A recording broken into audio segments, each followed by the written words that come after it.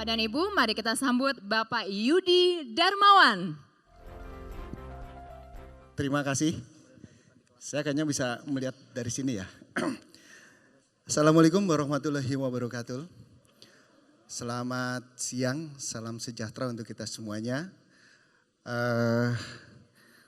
Terima kasih buat panitia yang telah memberikan kesempatan buat saya terutama dan buat Waskita Beton Precast untuk saya bilang mungkin sharing ya di sini ya.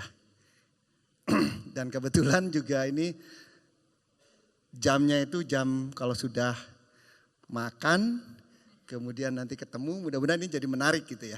Tapi kalau nggak menarik biasanya ngantuk ya. Nanti saya boleh ya jalan-jalan ke bawah ya. Baik, perkenalkan dulu. Mungkin bisa dilanjut ya.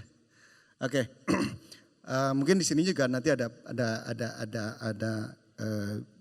biografi saya. Saya kalau dulu kuliah di ITB, kemudian mengambil teknik sipil.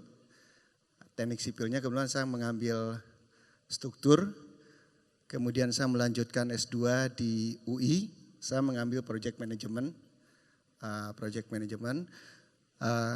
Kemudian dulu saya sempat beberapa pindah pekerjaan, tapi akhirnya saya jatuh cinta pada satu perusahaan BUMN saat itu, Waskita Karya.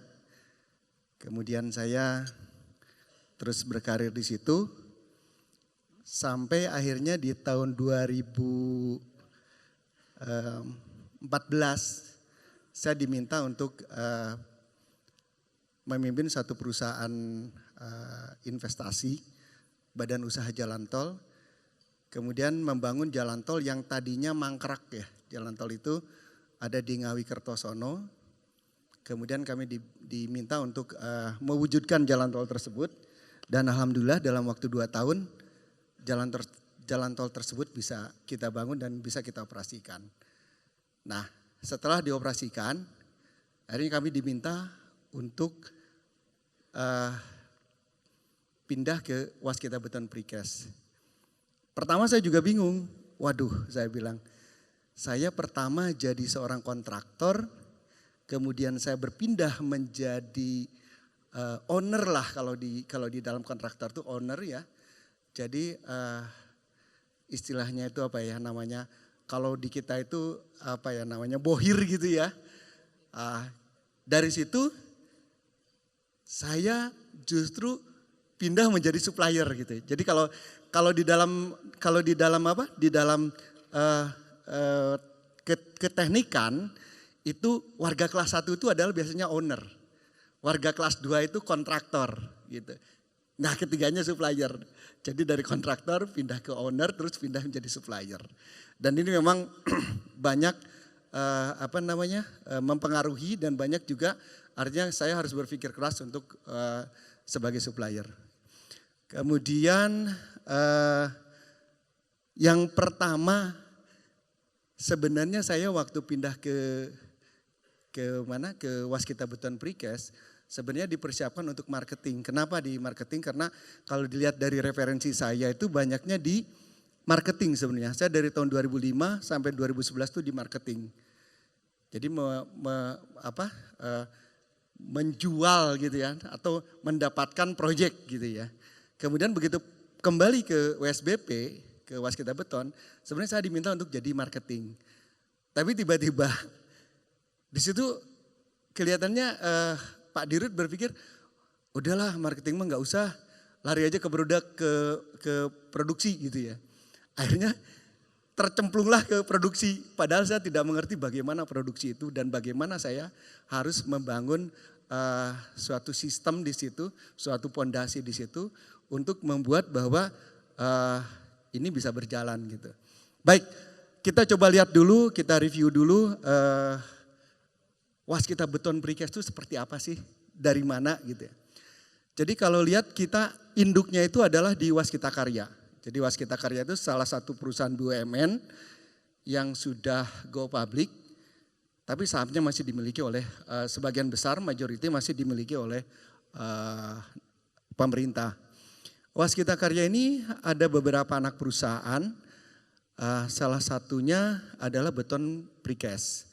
Jadi Waskita Beton Precast, sahamnya dimiliki sekitar 60% oleh Waskita Karya, kemudian oleh Koperasi Waskita 0,05, dan alhamdulillah kita tahun 2016 sudah go public sehingga 33% dimiliki oleh publik. Mungkin juga ada pertanyaan kok masih ada treasury stock. Jadi di tahun 2017 kita membeli kembali saham kita sebesar 7%. Sejarahnya panjang memang. Oke, lanjut. Nah, dari mana sih munculnya Waskita Beton Precast? Kok Waskita tiba-tiba ada kepikiran untuk membuat anak perusahaan di beton.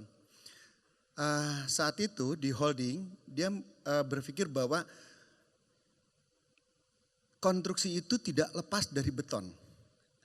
Mau konstruksi apapun, baik itu di sipil, baik itu di gedung, baik itu di dermaga, begitu itu pasti akan membutuhkan beton. Nah, kendalanya itu kita biasanya kalau mendapatkan beton itu harganya mungkin udah ketiga keempat gitu ya. Jadi mungkin harganya tinggi. Nah, saat itu manajemen berpikir, oh kenapa kita tidak membangun dulu suatu divisi gitu kan. Nah, kebetulan kita di Bali itu dapat proyek jalan tol. Kebetulan jalan tol itu di atas laut, ya kita membutuhkan precast. Sehingga kita dibentuklah di sini satu divisi. Jadi divisi precast. Itu nilainya nggak banyak sih, mungkin nggak besar. Dengan kapasitas sekitar 616.000 ton per tahun. Nah, kebetulan kita ada dua paket project di situ yang membutuhkan precast. Kita coba dari situlah kita penuhi dulu ya. Jadi yang pertama itu kita penuhi dulu kebutuhan dari internal. Nah, kemudian masih sebentar Mbak, balik lagi. Nah, kemudian 2014 dirasa bahwa kami ini sudah cukup gitu kan, sudah cukup, akhirnya di-spin, artinya dibuatkanlah satu perusahaan. Jadi berdirilah di situ awalnya adalah anak perusahaan Waskita Beton Precast, ada anak perusahaan dari Waskita, kemudian kita dapat imbreng sekitar mungkin 600, mungkin nggak banyak ya 600 miliaran kita mungkin. Kemudian kita naikkan kapasitas menjadi 800 ton per tahun. Nah, di tahun 2015 produk capacity kita itu kita tingkatkan. Kenapa kita tingkatkan?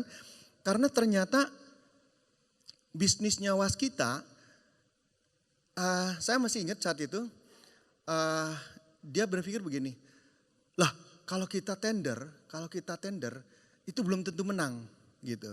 Karena apa? Karena itu adanya di hilir gitu. Kalau kita mendapatkan proyek di hilir, tentunya dengan tender itu pasti pesertanya banyak dan kemungkinan untuk menang itu sedikit. Kenapa kita tidak tarik ke hulu gitu kan? Untuk mendapatkan proyek. Gimana caranya? Ya sudah kita cari investor, kita sebagai investor gitu. Makanya disitulah dibuat lagi satu anak perusahaan namanya Waskita Toll Road. Gitu. Waskita Toll Road, terus gimana? Gimana caranya? Ya sudah kita akuisisi lagi perusahaan-perusahaan jalan toll road yang mangkrak istilahnya itu. Mangkraknya bisa bermacam-macam akibat dari pembebasan tanah, akibat dari dia belum bisa financial close dan sebagainya. Nah, akhirnya dibangun Waskita Toll Road, kemudian proyeknya itu dapat gitu kan. Artinya kalau kita sebagai investor, hak kita lah kita mau menuju kontraktornya siapa gitu. Saat itu otomatis begitu dia menjadi investor, kontraktornya Waskita gitu ya. Nah, Waskita tentunya kan membutuhkan juga supplier. Ya sudah kita dari hulu ke hilir deh gitu. Udah Waskita Toll Road dapat konsesinya, Waskita Karya sebagai kontraktornya, Waskita Beton Precast sebagai suppliernya. Jadi betul-betul dari hulu ke hilir kita coba kerjakan gitu ya.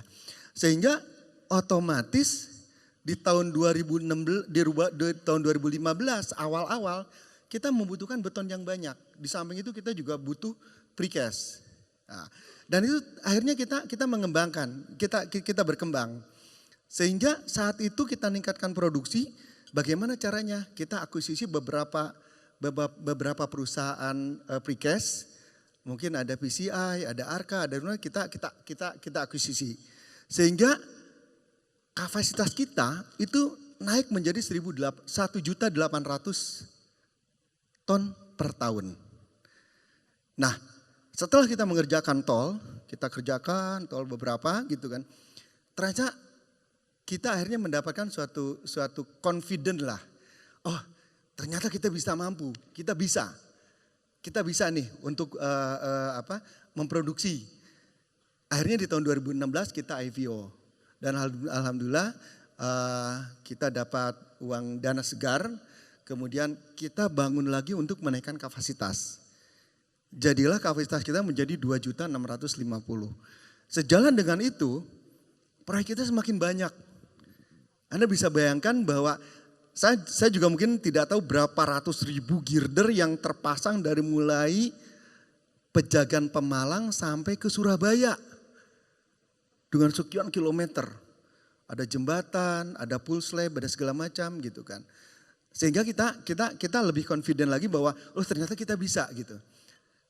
Saat itu kita katakan kita bisa. Oke. Setelah IPO tahun 2017 saham kita ada sedikit anjlok. Kita anjlok, kemudian untuk mempertahankan itu coba kita buyback. Jadi di tahun 2017 kita buyback, tapi karena kapasitas kita juga banyak dan memang marketnya juga cukup besar, kita masih bisa menaikkan sampai 3.250.000 ton per tahun. Dengan rata-rata di situ ada sekitar 10 plan gitu. Kemudian ditambah lagi dengan batching plan. Nah, pada 2018 ada satu pergantian nih. Ada satu pergantian di holding. Kemudian kita sudah mulai berkurang tuh ke jalan tol. Kita sudah mulai berkurang gitu kan. Tapi tetap kita masih bisa melaksanakan pekerjaan yang lama.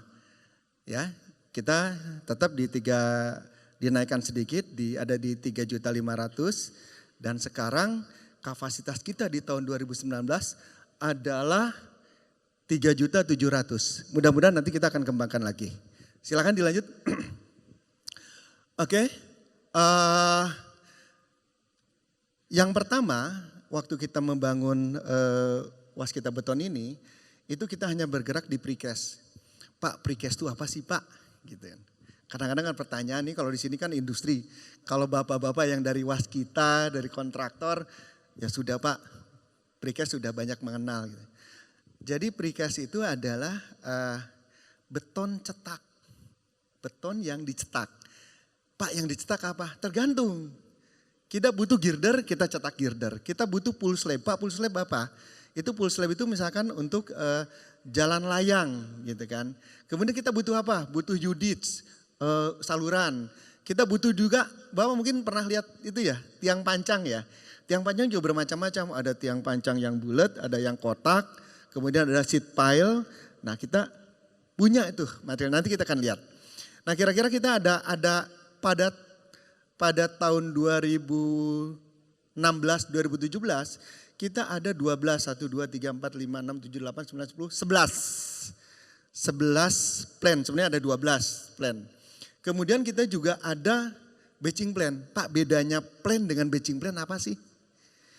Kalau plan precast, kita membangun precast. Di situ juga ada batching plan-nya. Kalau batching plan, kita hanya menjual betonnya aja. Kita jual mentahnya gitu kan. Kalau yang di pertama, di plan, beton itu kita buat, kemudian kita cetak menjadi sesuatu barang. Nah kalau yang batching plan, kita hanya memproduksi betonnya saja. Kita jual. Pak, jualnya kemana? Banyak. Orang kalau ngejual bikin kolom, kita perlu. Tapi kebanyakan kita di sini adalah untuk jalan tol. Dimana kalau bapak-bapak, ibu-ibu lihat jalan itu kan pakai beton ya, tebalnya itu sekitar 27 sampai 30 cm ya. Bapak bisa bayang 30 cm, 3 lajur. 3 lajur itu berarti 6 kali 3, 18 rata-rata. Kalau ujung ke ujung jalan 2 lajur itu sekitar 20 meter ya. 20 meter tebalnya 30-an, kalikan berapa kilometer gitu. Bisa bayang tuh volumenya berapa? Itulah kita bangun dengan batching plan. Ya, baik dilanjut. Di manalah lokasi-lokasi kita untuk batching plan itu kita punya di Gasing, di Palembang, itu kita supply sementara untuk jalan tol Sumatera. Kemudian kita ada di Cipitung, ada di Bojanegara, kemudian ada di Kerawang, di Kalijati, itu kita supply untuk daerah Jawa Barat dan Jawa Tengah. Kemudian di Jawa Timur kita ada, itu di Sidoarjo, kemudian di Klaten kita juga ada, kemudian satu lagi di Jawa Timur itu di Legundi. Kebetulan di situ kita ada jalan tol baru namanya Krian, Legundi, Bunder sampai ke Gresik. Jadi kalau nanti ada jalan tol yang Trans of Java itu dari Mojokerto ke Surabaya, itu nanti melintas ke atas ada jalan tol Krian, Legundi, Bunder, itu di atas rawa-rawa, nah itulah jalannya nanti sampai ke Gresik. Nah itu kita siapkan di Legundi sama di Sidoarjo. Pak berhenti di sana enggak? Enggak, saya masih punya satu pabrik lagi. Di mana? Di Kalimantan. Di mana? Di Penajam. Loh kok Pak di Penajam? Nah inilah instingnya Pak Dirut ini. Kita bangun deh di sana untuk Sumatera. Saya juga nggak ngerti kok menempatkannya di Penajam gitu.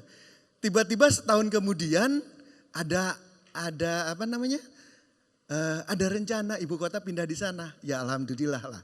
Ternyata kami sudah punya di situ. Ini nggak tahu nih feeling bisnis atau gimana ya. Tapi yang jelas Pak Dirut pikir waktu itu, kita kayaknya perlu loh di Kalimantan. Tapi ya nggak tahu kok kenapa dipilihnya di Penajam. Nah itu tadi mungkin ya bisnisnya Pak Dirut. Jadi di Penajam kita punya lahan juga cukup luas. Kemudian kita akan bangun pabrik di situ baik putar maupun non putar. Silakan dilanjut. Wah kalau ini bilangnya nyombong ya Pak, tapi enggak sih sebenarnya. Jadi ini ada beberapa award yang kita terima. Saya mungkin nggak nyebutin lah, mungkin silahkan aja dilihat. Tapi mungkin bisa dilanjut aja, silakan. Lanjut Mbak. Oke. Nah produk apa sih yang kita punya? Jadi produknya ini nih. Jadi ada box girder, Pak box girder itu apa sih Pak? Jadi itu biasanya untuk jembatan kita punya box girder. Kemudian kita punya PCT girder. PCT itu apa? Dia berbentuknya T. Kemudian ada PCI girder, kalau PCI itu berbentuknya I. Kemudian square pile, itu biasanya kalau square itu kotak, masif dia. Kemudian spoon pile, nah ini yang paling dominan itu spoon pile. Kenapa? Dia lebih ringan, karena tengahnya kosong. Kalau ibu bapak lihat pensil, nah ini persis seperti pensil. Ya, spoon pile, kemudian kita juga ada spoon pile yang diameternya besar, variasi dari diameter 30 sampai ke 1,2. Kemudian kita juga punya RC plate, kemudian kita juga punya barrier yang mana sih barrier? Kalau bapak-bapak lihat di jalan tol di tengah-tengah kan ada pemisah, nah itu namanya barrier. Kemudian punya lagi pull slab, Pak pull slab apa Pak? Pull slab jadi biasanya kalau kita melewati jalan tol, melewati rawa-rawa, itu kalau kita timbun kan ambles terus tuh Pak. Gitu. Akhirnya kita tiang panjang kita buatkan namanya slab on pile. Jadi slab di atas pile gitu kan. Kemudian tiang-tiang itu kita buatkan pilar, gelagar, kemudian kita simpen lah di situ pull slabnya. Nanti sambungannya kita cor. Nah itu ada full slab, ada half slab Pak, bedanya apa? Kalau full slab itu langsung jadi biar tebalnya sekitar 30 cm sampai 20 cm sampai 30 cm. Kalau half slab itu dia cuma setengah. Setengah kemudian di atasnya dipasang lagi pembesian baru dicor. Kemudian ada PCU girder sesuai dengan itu. Kemudian POEDID slab, kemudian UDITS, kemudian CCSP. Nah CCSP itu apa? CCSP itu kalau Bapak lihat di sungai-sungai ya, misalkan sungai Kalimalang, terus sungai-sungai untuk pengaman sungai, pengaman pantai, itu biasanya kita pancang. Itu ada namanya CCSP sama CSP, terus ada gutter juga kita punya, kemudian U-gutter juga kita punya, diaphragma wall juga kita ada. Pokoknya lu mah gak ada leh, lu mau gua ada deh gitu kan. Masalahnya kan itu tergantung dari cetakan, yang namanya beton kita mau cetak apa aja bisa ya. Jadi ingat beton, ingat waskita gitu kan. Lu mah gak ada, pokoknya bahkan kami kemarin waktu di Lombok itu kami punya punya sistem rumah precast gitu kan. Rumah precast tahan gempa sampai 9 skala Richter, hebat ya. Rumah gempa tahan 9 Richter. Dan saya waktu itu dikatakan, Pak, Bapak nggak punya tanah tapi bisa bikin rumah. Loh kok bisa? Saya bilang, ya Pak ini rumahnya knockdown, kita sewa aja tanah, kita bangunkan rumah, begitu sewanya habis kita bongkar lagi Pak, kita pindahin ke tempat lain gitu. Ternyata memang bisa, itu namanya rumah precast.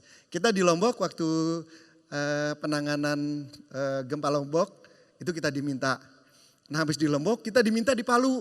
Tapi sudah bilang ke Pak Menteri, Pak rumah precast saya tahan gempa loh Pak. Iya, tapi enggak tahan tsunami Pak, saya bilang gitu. Jadi kalau di Palu kan ada tsunami, ada liquefied ya. Jadi saya katakan saya cuma hanya tahan gempa sampai 9, teruji memang. Tapi kalau tsunami ya saya nggak janji gitu kan. Jadi mungkin harus punya sistem lagi ya yang lain. Bantalan kereta api kita punya, kemudian tiang listrik juga kita punya, RC pipe juga kita punya. Sama ada lagi satu sprig WP gitu. Pak mungkin di sini sebagian mungkin industrinya tidak di beton ya. Ini memang ada satu di sini sprig WP. Sprig WP itu apa sih? Jadi ini adalah kalau kita bikin jalan tol itu dicor di sana. Kalau sekarang kita precast. Loh, kok di precast Pak? Iya, saya bilang. Waktu itu kita inovasi kita dan ini sudah kita masukkan juga ke jurnal internasional. Bapak bisa bayangkan kalau saya ada jalan tol, kemudian rusak, pecah gitu ya. Berapa lama sih Pak perbaikannya? Kita bongkar, kita perbaiki tanahnya, kemudian kita cor ulang. Padahal beton itu baru bisa dipakai minimal 14 hari. Bapak bisa bayangkan nunggu 14 hari sampai beton itu bisa dilewati. Makanya Bapak kan suka kesal tuh kalau lewat jalan tol. Ini jalan tol bongkar pasang, kapan jadinya gitu ya. Nah inilah solusinya di sprig WP. Jadi kita akan bongkar yang rusak itu, kemudian kita akan perbaiki tanahnya, kemudian kita simpan di situ 2 jam bisa dilewati Pak.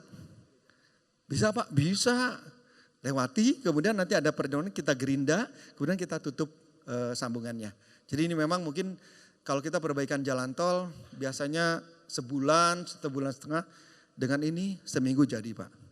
Itu sprig WP. Oke dilanjut. Nah di samping kita memproduksi tadi ready mix, kemudian kita juga ada precast, kita juga ada namanya project. Loh kok Bapak ini kontraktor apa manufacture gitu kan? Kan pasti ada pertanyaan gitu. Iya Pak, kami memang punya beberapa project yang tadinya kami dapat karena waskita induk itu overload Pak gitu. Overload gimana sih Pak? Ya itu tadi kebanyakan proyek Pak. Akhirnya diserahkan ke kami, ya sudah kalau gitu waskita beton precast saja sekalian menyediakan beton, sekalian menyediakan precastnya, sekalian deh pasangin gitu. Jadi awalnya tuh dari situ tuh. Gitu. Itu namanya overload membawa nikmat gitu. Jadi kita karena orang overload susah gitu kan, kita nampung aja begini tuh dapat proyek gitu. Ini juga lumayan, proyek ini dapat nilainya juga cukup besar, di atas 1 triliun bahkan nanti kita bisa lihat berapa triliun sih kita dapat dari proyek ini. Jadi PPKA, Pak PPKA apa Pak? PPKA itu proyek di, jalan tol di Sumatera namanya Pematang Panggang Kayu Agung. Orang kita kan biasanya main singkat-singkatan gitu ya. Jadi Pematang Panggang Kayu Agung, terus Jakarta Cikampek Elevated yang Bapak lewat ke sana itu kan suka kesel ya Pak ya kalau ke Bandung ya. Tadinya ke Bandung bisa 2 jam, sekarang bisa 5 jam gitu ya. Tapi alhamdulillah mungkin mungkin November ini sudah bisa dilewati tuh Pak. Mudah-mudahan makin cepat tuh kalau ke Bandung. Jadi kita kalau punya APL ke Bandung kan bisa lebih cepat gitu ya. Lewat mana? Japek Selatan, Japek Cikampek. Itu belum berhenti Pak, nanti ada lagi satu lagi Japek Selatan Pak. Pak Japek Selatan di mana Pak? Oh nanti kita lihat ada Japek Selatan. Kemudian ada Cibitung Cilincing. Pak mana Cibitung Cilincing? Itu dari Cibitung nanti ke Cilincing Tanjung Priuk. Kemudian ada Legundi Bundar yang tadi saya sampaikan. Kemudian Bocimi, apa sih Pak Bocimi Pak? Bocimi itu Bogor, Ciawi, Sukabumi. Berhenti sampai Sukabumi? Enggak, jalan tolnya Pak. Sambung Pak, nanti dari Sukabumi ada ke Cianjur, Ciranjang, nyambung sampai ke Padalarang Pak. Nyambung tuh Pak, gitu. Ini tuh Bocimi. CCTW, namanya bagus ya CCTW, padahal itu singkatan Cimanggis Cibitung Tollway katanya. Tapi kita bilangnya CCTW. Kemudian ada lagi Pak, apa tuh Pak? KAPB Pak. KAPB gitu. Itu juga singkatan Pak. Kayu Agung, Palembang, Betung. Itu jalan tol juga Pak. Nanti kalau nggak salah tahun kemarin sudah nyambung ya ke Palembang. Nanti Palembang nyambung ke Betung, nyambung lagi ke Bengkulu. Terus sekarang sudah ada juga namanya Padang Sicincin. Terus sama Pekanbaru Dumai, nanti juga di Aceh ada. Di Sumatera juga ada. Sumatera itu ada tebing tinggi sampai ke Perapat. Lewat Seribu Dolok Pak. Kemudian ada Pekanbaru Dumai, sudah silakan dilanjut. Nah kita lihat. Inilah perjalanan kita, Waskita Beton Precast. Jadi kalau kita lihat bahwa kita mulai dari tahun 2014 itu kita lihat dari new kontrak ya, nilai kontrak baru kita itu hanya 4,09. Kemudian tahun 2015 kita naik menjadi 2,6. Kemudian 2016 puncaknya Pak 2016 itu. Kami mengerjakan jalan tol itu dari PPTR itu Pejagan Pemalang, Pemalang Batang, Batang Semarang. Nah ada satu lagi Pak, Salboy Pak. Wah hebat ya namanya Salboy, Salatiga Boyolali Pak, Salboy itu disingkat Pak. Sama Soker Pak, enak banget kan Soker gitu kan. Apa Soker? Padahal singkatan juga Pak, Solo Kertosono gitu kan. Kebetulan saya satu ruas itu saya kerjakan itu di antara Ngawi ke Kertosono lewat Madiun. Nah begitu saya katakan mana Ngawi Kertosono, orang Jombang marah Pak. Tahu nggak Kertosono itu cuma satu kecamatan. Kenapa nggak pakai nama Jombang? Waduh saya bilang nanti tanya ke PU aja lah saya bilang gitu kan. Jadi itu lihat bahwa kita mengerjakan jalan tol begitu panjangnya. Jadi Pejagan Pemalang, Pemalang Batang, Batang Semarang, Semarang turun ke bawah lagi Bawen itu udah dikerjakan. Bawen ke Solo lewat Boyolali tadi, Solo, Ngawi, Kertosono, Madiun, Nganjuk sampai ke Jombang. Kemudian dilanjut ke depan ada namanya Paspro. Wah keren juga Paspro. Padahal singkatan Pasuruan Probolinggo. Nah itu kan Pasuruan Probolinggo. Kemudian nanti ada lagi Prowangi gitu kan. Probolinggo Banyuwangi. Ya, selanjutan lagi. Nah kemudian ada lagi tadi KLBM Krian Legundi Bundar. Jadi udah di puncaknya di tahun 2016. Kemudian 2017 mulai turun tuh. Turun menjadi 11,032. Kemudian tahun 2018 lebih turun lagi. Menjadi 6,6 triliun. Nah sekarang tahun 2019 sampai dengan pertengahan itu kita baru dapat 3,6 triliun. Nah kok bisa sih Pak gitu kan. Ini ceritanya panjang. Mudah-mudahan waktunya cukup ya Pak Ferdinand ya. Tapi nanti kita akan coba jelaskan.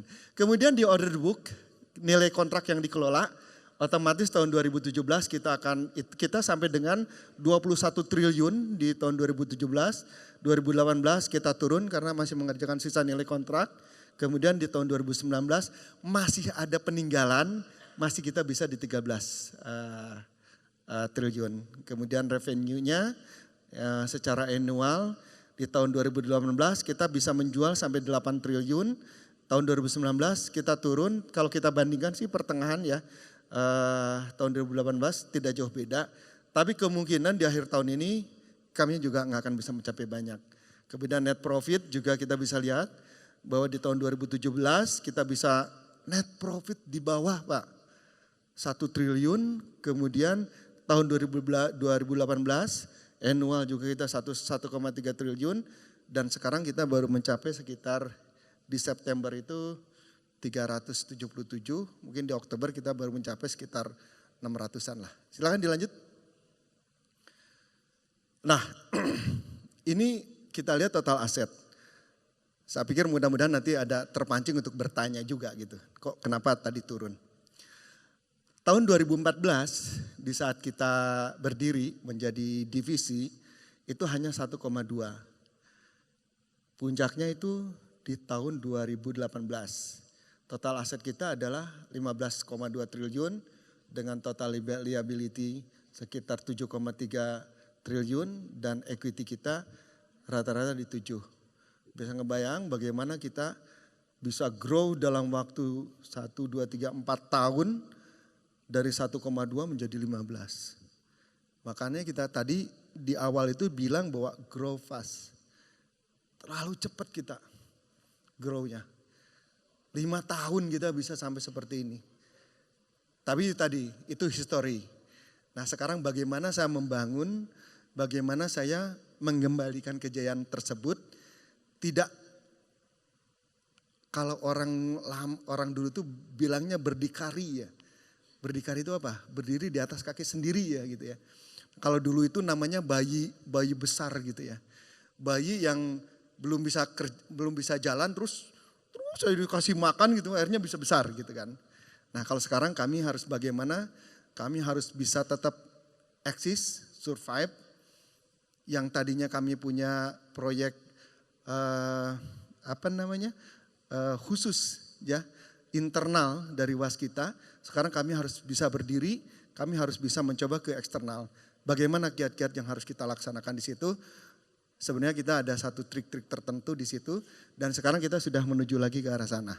Mudah-mudahan dalam jangka 5 tahun ke depan RJPP kedua sampai tahun 2014 kita bisa meraih yang lebih besar dengan penjualan hampir 19 triliun. Ada kiat-kiat tertentu nanti kita bisa bicarakan, tapi mungkin saya pikir kalau forumnya cukup sih bisa dibicara di sini. Tapi mungkin nanti dalam sesi pertanyaan kita bisa bertanya. Oke.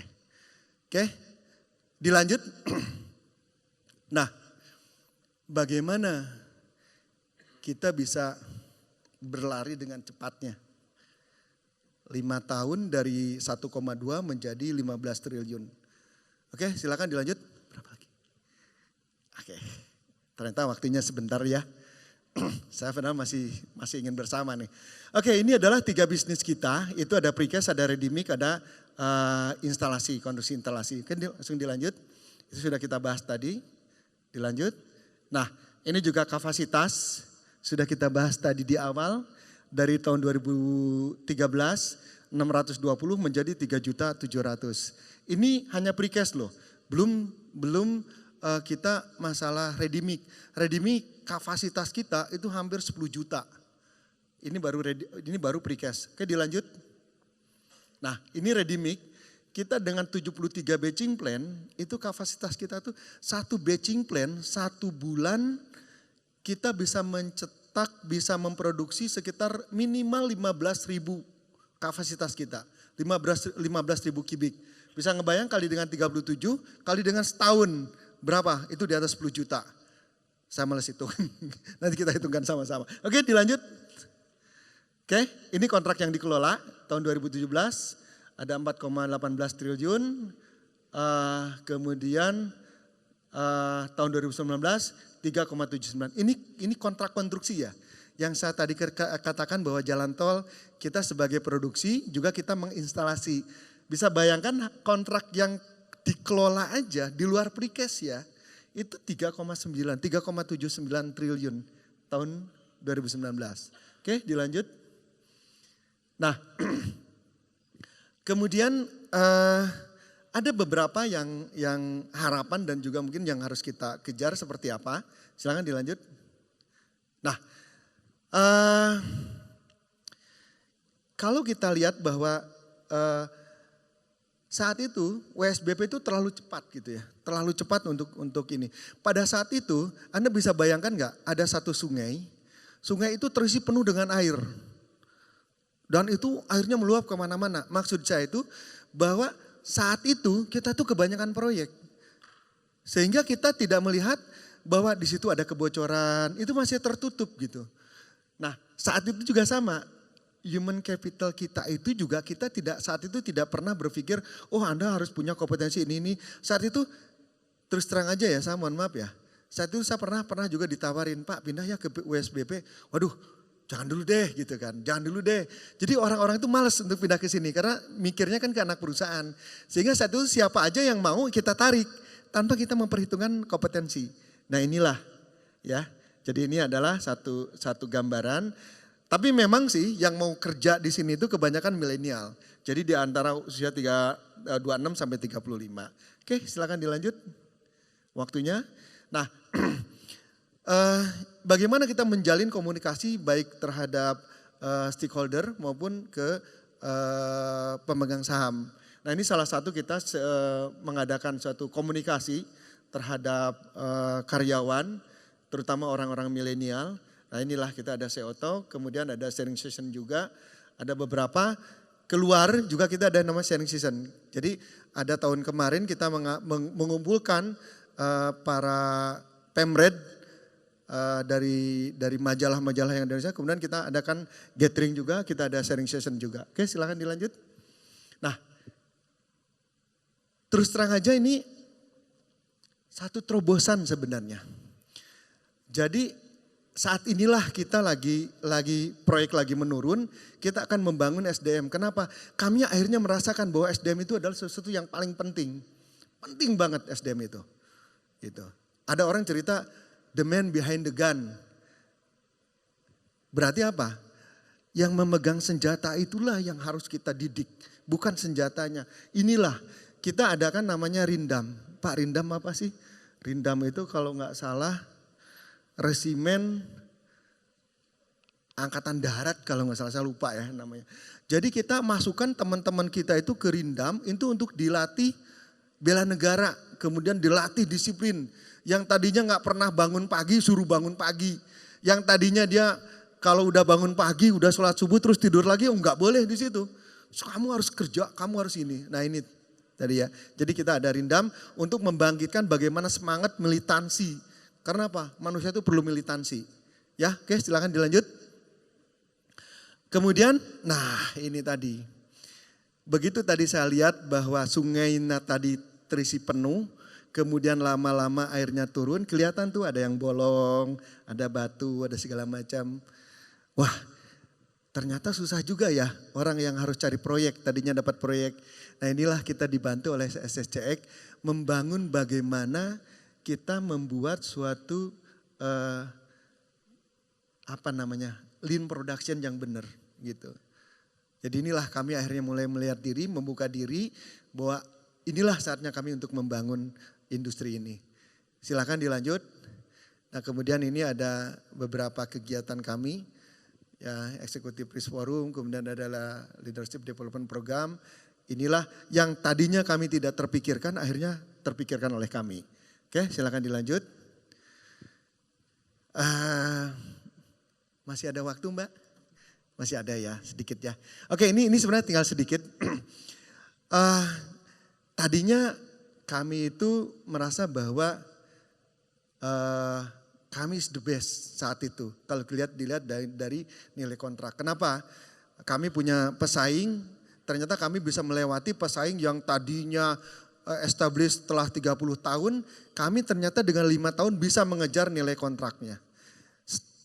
Selama 5 tahun kami bisa mengalahkan mereka. Dari segi apa? Dari segi revenue, dari segi keuntungan.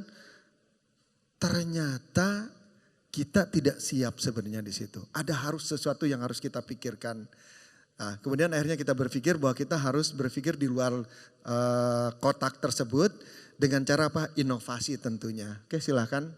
Itu. Nah, ini kita akan melakukan suatu inovasi, kita membuat learning center, kemudian kita lengkap dengan laboratoriumnya, kemudian kita juga punya workshop. Disitulah kita akhirnya bahwa kami harus berkembang.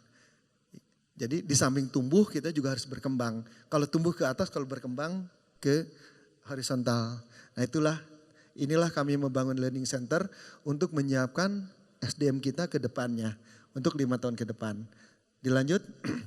Kemudian juga di samping itu kita juga harus inovasi. Baru kemarin diluncurkan adalah tiang pancang terbesar. Mungkin kalau di Indonesia baru kali ini kali ya. Tiang pancang diameternya 1,2 meter. Pak, panjangnya 50 meter. Saya nggak tahu ini 50 meter nggak ke sini. Enggak ya kayaknya. Panjangnya 50 meter. Beratnya hampir 60 ton. Itu. Pak, buat apa sih Pak tiang pancang itu? Nah, jadi sebenarnya itu tiang pancang spesialis untuk di laut. Kalau kita mancang di laut itu kan pasti ada kedalaman ya. Kalau kedalaman laut 30 meter, saya masih punya tiang pancang di atas yang nongol 20 meter untuk kita pancang gitu. Ya, Pak bisa digunakan di mana? Di mana aja bisa digunakan. Nah, kemudian kita juga punya beberapa yang tadi Sprig WP, kemudian ini juga kita punya RC pipe. Pak untuk apa RC pipe? Bukan buat petak umpet ya Pak ya. Ini buat nanti kita bikin saluran di dalam tanah yang membutuhkan utilitas banyak, itu kita gini. Kemudian kita juga sekarang lagi berpikir bagaimana membangun rumah precast. Membangun hotel precast.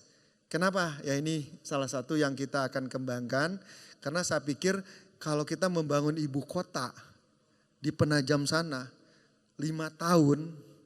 Kalau kita ngecor, wah kelamaan deh saya bilang. Mending kita siapkan aja deh dengan precast. Kira-kira gitu, silakan lanjutnya. Nah ini adalah beberapa, tetap kita harus berkompetensi, melakukan GKM ini salah satunya sebagai inovasi.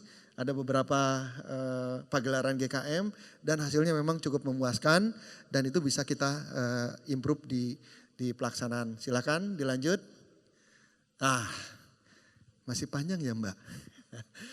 Salah satu untuk mendukung produksi kita juga perlu yang namanya supply chain management. Jadi memang ini diperlukan dan akhirnya kami setelah melakukan sekian panjang, akhirnya di 2 tahun ke belakang akhirnya kami memberlakukan supply chain management. Dan alhamdulillah itu bisa mengendalikan segalanya. Oke dilanjut. Ini satu lagi. Oke. Industri beton itu dominannya itu adalah material alam sama semen. Kalau semen dipabrikasi, ada pabriknya. Kalau material alam, nah ini tadi susah banget nyarinya. Kenapa susah? Karena berebut Pak. Biasanya akhir tahun seperti ini, itu orang berebut. Ada yang bangun rumah, ada yang bangun apartemen, ada yang bikin jalan segala macam. Nah sehingga kami menjadi kesulitan. Akhirnya kami coba buka material di hulu. Ya, akhirnya quarry itu kita punya gunung batu, kemudian kita ledakan, kita ada namanya crusher, ketemulah split. Ini ada beberapa quarry yang kita kembangkan. Salah satunya di Bojanegara sama di Rumpin di Bogor. Silakan dilanjut. Satu lagi sebelum ini. Nah ini kami katakan di hulu kami kerjakan, di ujung juga kami kerjakan. Itu kami punya truk mixer, punya dump truck, punya trailer. Karena kita juga punya pengalaman di akhir tahun, semua orang ingin mendelivery, akhirnya kita juga harus punya. Oke, terakhir. Oke. Nah ini juga tidak terlepas dengan digitalisasi ya. Jadi memang industri sekarang kalau kita tidak mengikuti zaman agak susah. Zaman dulu saya punya hobi namanya radio komunikasi, itu masih pakai lampu tabung. Ternyata sekarang udah nggak bisa lagi pakai lampu tabung. Saya sudah ada namanya sekarang apalagi ada namanya radio komunikasi yang by satelit. Jadi memang kita harus selalu mengikuti zaman. Inilah yang akan kita lakukan, yang sedang kita lakukan dan akan yang kita lakukan. Saya pikir mungkin itu waktu saya, kasihan Ibu terlalu lama. Nanti kita mungkin bisa saling diskusi. Kira-kira gitu, silakan. Ya, ujungnya ini Pak. Terima kasih atas Kita berikan perhatiannya. tepuk tangan Bapak dan Ibu untuk Bapak Yudi Darmawan, Production Director PT Waskita Beton Precast. Pak Yudi, mohon maaf karena waktu juga kita buka pertanyaan untuk satu saja ya Pak. boleh, Nanti boleh. Bapak Ibu jika masih ada pertanyaan yang mengganjal, silahkan dicegat Pak Yudinya di forum ini tapi di luar dari panggung. Siapa satu orang, Bapak Ibu ada yang mau bertanya? Tadi banyak istilah-istilah baru ya Pak ya di jalan tolnya ya Pak ya, ruas-ruasnya. Ada yang ingin bertanya? Boleh, bisa Saya jalan kok nggak tol, bisa kelihatan ya. pemasaran, bisa beton. Oh juga di silakan. ujung sana. Oke. Berapa tuh? 6C ya? Ada yang bisa bawa mic ke sana? Bapak silahkan disebutkan nama, perusahaan dari mana dan pertanyaannya yang singkat. Pak berdiri, Pak yang mau nanya Pak. Berdiri. Yang mau ngasih mic nggak lihat. Nah, sana. Oke, selebihnya nanti kalau ada pertanyaan silahkan ditanyakan kepada Pak Yudi di luar forum ini ya. Silakan Mas. Ya, terima kasih. Nama saya Herman dari PT Lautan Luas. Saya mau nanyakan ini Pak, di zamannya Pak Jokowi berarti ada 10 tahun nih Pak ke depan gitu ya. Artinya Waskita ini kan akan banyak proyek gitu ya Pak. Nah kemudian nanti karyawan pun mungkin akan bertambah gitu ya Pak ya. Mungkin sampai tahun 2024 proyeknya nambah berarti orang nambah gitu ya. Nah artinya nanti di 2024 artinya pembangunan itu berkurang gitu. Atau mungkin udah selesai misalnya. Nah gimana caranya Pak Yudi untuk mengontrol orang-orang ini gitu. Nah itu aja sih Pak pertanyaannya. Baik silahkan Pak Yudi. Oke, baik Pak Herman, terima kasih atas pertanyaannya.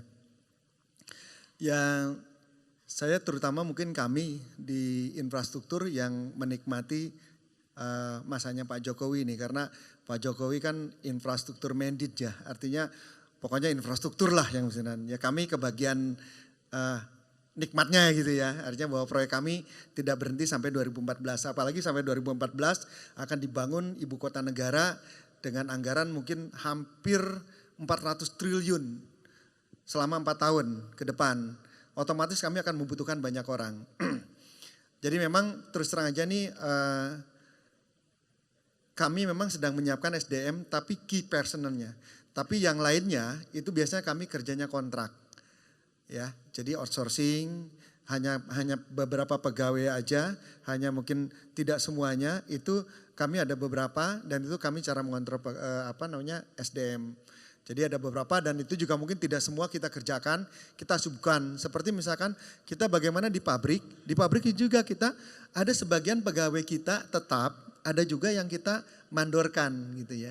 Itu kita cara mengontrolnya, tapi biasanya kita juga memenuhi seperti apa yang ada aturan di ketenaga kerjaan, kita juga ikuti baik BPJS atau nanti baik purna karyanya segala macam, itu kira-kira yang kita lakukan. Karena memang tetap terus terang aja kayak kemarin kami punya proyek banyak ya, kemudian kita berkurang, orangnya tetap kita pelihara. Dalam artian bukan itu, di antara proyek-proyek itu kami juga bisa memanfaatkan mereka dan kita juga biasanya menyalurkan ke anak perusahaan yang lain. Kira-kira gitu Mas Herman ya, mudah-mudahan bisa menjawab. Baik, terima kasih banyak Pak Yudi. Namun sebelum Bapak kembali duduk, kami mohon Bapak berkenan untuk kembali ke atas panggung karena kami akan mengundang sekali lagi Bapak Teguh Sujatno selaku founder Shift Indonesia untuk memberikan penghargaan dan tentunya souvenir dari KNIC kepada narasumber kita yang ketiga di sesi conference yang ketiga pada siang hari ini.